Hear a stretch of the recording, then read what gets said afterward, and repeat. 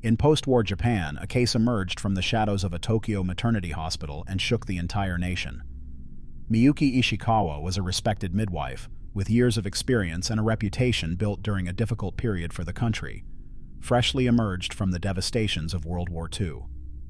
Birth rates were high and poverty widespread. In this context, Ishiawa worked at the Kotobuki Clinic, a center dedicated to supporting mothers and newborns in distress.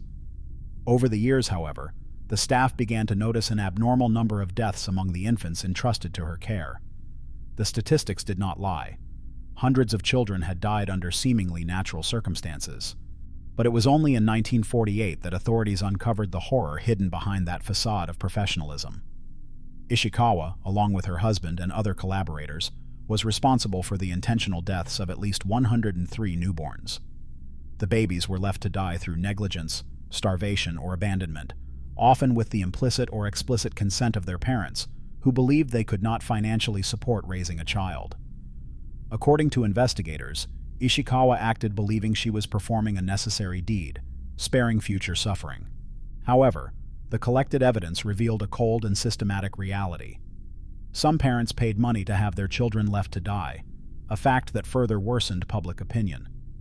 The case exploded in national newspapers, shedding light not only on Ishiawa's actions, but also on the dramatic social conditions of post-war Japan.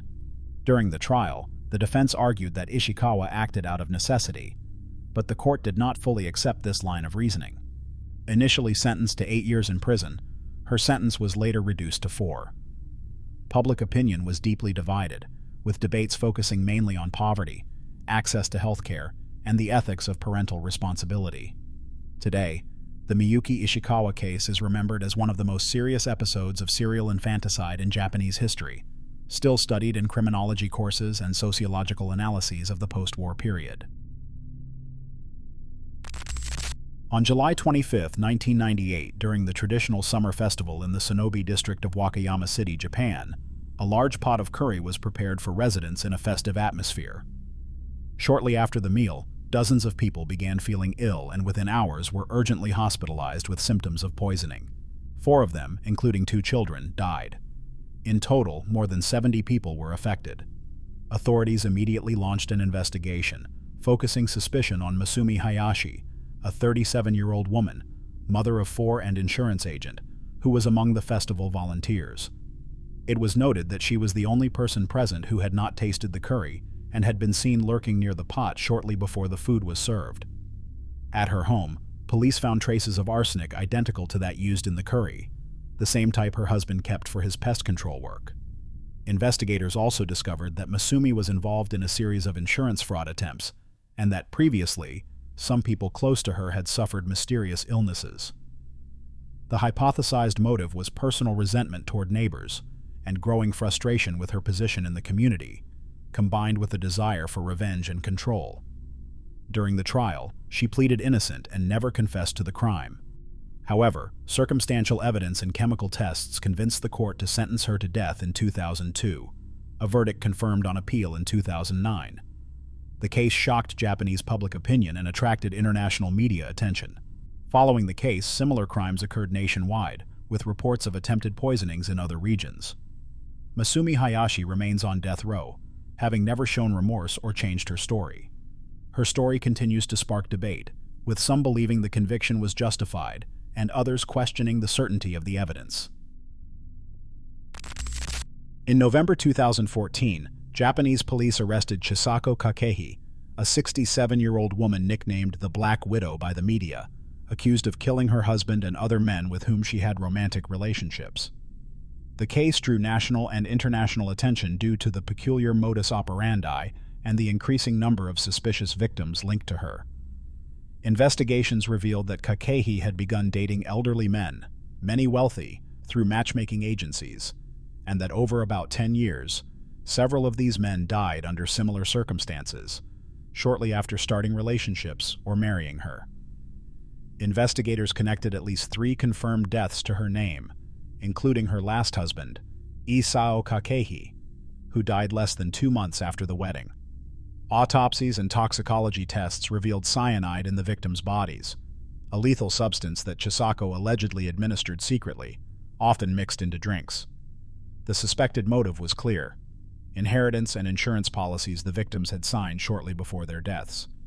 It was estimated she had collected around 1 billion yen from insurance and other assets left by the victims. During the trial, Chisako initially denied all responsibility, but later changed her story multiple times, at one point claiming she acted out of love, and at another that she remembered nothing. Her inconsistent statements fueled the mystery around her. Her lawyers tried to raise doubts about her mental health and capacity to understand and intend, but the court ruled she was fit to stand trial. In 2017, the Kyoto court sentenced her to death for the murder of 3 men and the attempted murder of a 4th. The sentence was confirmed in 2021. Currently, Chisako Kakehi remains on death row in Japan, and her story has inspired numerous documentaries and criminological analyses due to the coldness of her actions and the complexity of her criminal path. In 1990s Japan, a woman named Sachiko Etto drew national attention when arrested for a series of murders committed within a cult setting.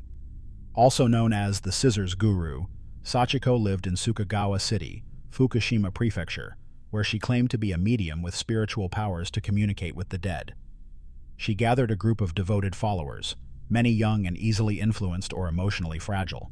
Over time, her small domestic cult turned into a closed, isolated, and dangerous environment.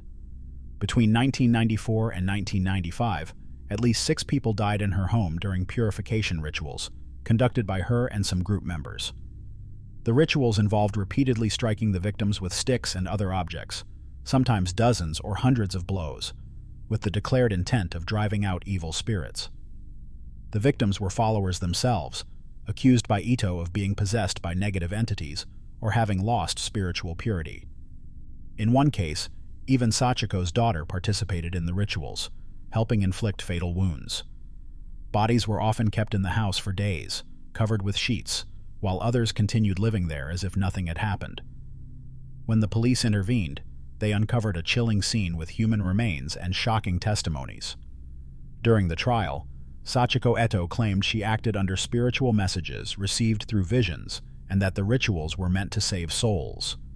The court rejected these explanations, considering the murders as expressions of manipulation, violence, and psychological control.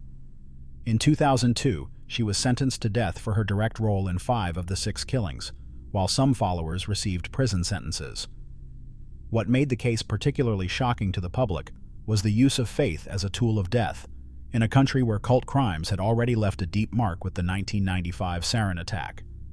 Sachiko Etto was executed in 2012, and her name remains linked to one of the darkest and most disturbing cases in Japanese criminal history. In January 1985, a 32-year-old Japanese woman named Fumiko Kamura ventured into the cold Pacific Ocean near the Santa Monica Pier, carrying her 2 young children, Kazutaka, 4 years old, and Yuri, 6 months old. She walked into the water to a point where her intent became evident. The mother intended to end her life along with her children in a ritual known as Oyako Shinju, present in Japanese culture. Passers-by found her unconscious and pulled her ashore along with the children. Fumiko survived, but Kazutaka died a few hours later, and Yuri several days later after desperate surgery at a Los Angeles hospital. After the arrest, it emerged that the woman was deeply troubled by her husband's infidelity, which she learned about 10 days before the act, and by intense malaise due to homesickness and psychiatric disorders. Magistrates classified the event as voluntary, but the defense relied on a diagnosis of psychotic depression, supported by psychiatric consultations describing her mental state as less than rational at the time of the act. In October, Fumiko accepted a plea bargain without opposing the charges, reduced to 2 counts of voluntary manslaughter. The process thus avoided a multiple murder conviction with potentially severe penalties. Under the legal agreement, she accepted a 5-year probation sentence, including 1 year already served in jail and mandatory psychiatric treatments in local healthcare facilities. At the trial, support from public opinion, especially from the Japanese American community, was considerable. Thousands of signatures were sent to the court asking for clemency, recognizing the cultural roots of the act. The motivations given by Fumiko Kamura, prepared in statements to investigators and social workers, highlighted a desire not to leave her children behind, fear of possible harm to them if they survived her, and the belief that she was acting out of distorted love and deep guilt. Fumiko Kamura's story remains an emblematic case where despair crosses cultural and legal boundaries, raising questions about individual responsibility and how suffering can drive people to extreme acts.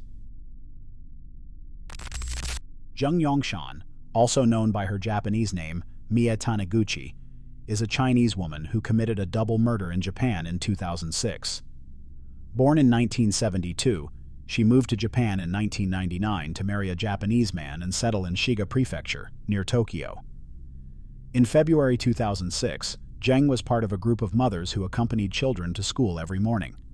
On February 17th of that year, while transporting her daughter and two 5-year-old classmates, little Wakana Takatomo and the boy Jin Sano, Jung suddenly deviated from the usual route and stopped in a remote, rarely frequented area. Using a sashimi knife about 20 centimeters long, she attacked the two children, stabbing the girl 19 times and the boy 13 times. After the attack, she abandoned the bodies on a rural road and in an irrigation canal, leaving them without aid. The victims were declared dead shortly after arriving at the hospital. Jung was immediately arrested on the spot. She was in the car with her daughter and still possessed the knife used in the attack, a detail that confirmed her responsibility. During interrogation, Jung stated that her daughter had been bullied by the two children, but did not provide further explanations about the motive. Japanese authorities, after a thorough investigation, declared her mentally unstable and incapable of understanding or controlling her actions at the time of the crime. In 2007, the court sentenced her to life imprisonment without parole. The case sparked a broad debate in Japan regarding mental health, child protection, and criminal responsibility. Jung, who had adopted a Japanese name to integrate into society, became a tragic symbol of how personal difficulties and social pressures can lead to dramatic events. Her story remains one of the most well-known and discussed cases of family crime in contemporary Japan. Kane Kajjima, born in 1968 in Japan, was involved in a series of murders that took place between 2007 and 2009. Before the criminal events, she worked as a nurse, a position that allowed her to earn the trust of those around her. The victims were mainly men with whom Kajjima had emotional or financial relationships, often promising marriage or financial help. Her technique consisted of poisoning the victims with toxic substances, including cyanide, administered covertly through food or drinks. 2 men died from poisoning, while a third was severely injured but survived. All the victims had direct ties to Kajjima, who exploited their trust to carry out her plans.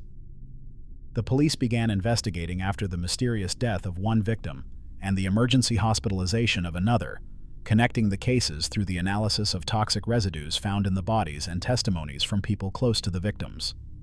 The thorough investigations led to Kajjima's arrest in 2009, when sufficient evidence was collected to charge her. During interrogations, she tried to justify her actions with personal and financial reasons, but the evidence gathered, including testimonies and scientific analyses, confirmed her responsibility.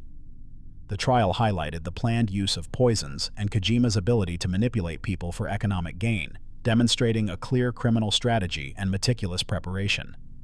During the hearings, details emerged about the intertwined relationships between Kajjima and the victims, revealing that she often exploited emotional vulnerability to establish bonds useful for her purposes.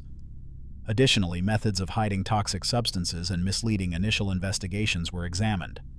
Sentenced to a severe penalty, the case ended with a verdict reflecting the gravity of the crimes committed and the modus operandi employed.